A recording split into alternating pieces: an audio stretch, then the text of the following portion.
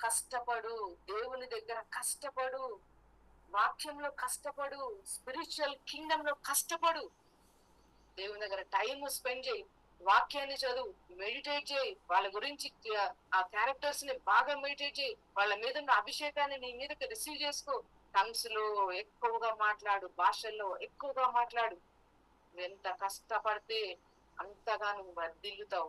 అందుకని day and night Jashuva, నువ్వు దీంట్లో కష్టపడు, నా వాక్యం దగ్గర కష్టపడు, అప్పుడు నువ్వు అన్ని విషయాల్లో వర్ధిల్లుతావు.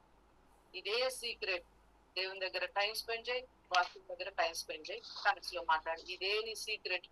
ఇదే నీ లైఫ్ బ్రేక్ త్రూ అవ్వడానికి సీక్రెట్. అవిశ్వాసము, ఇంకా ఏదో, ఇవన్నీ వదిలేసాయి.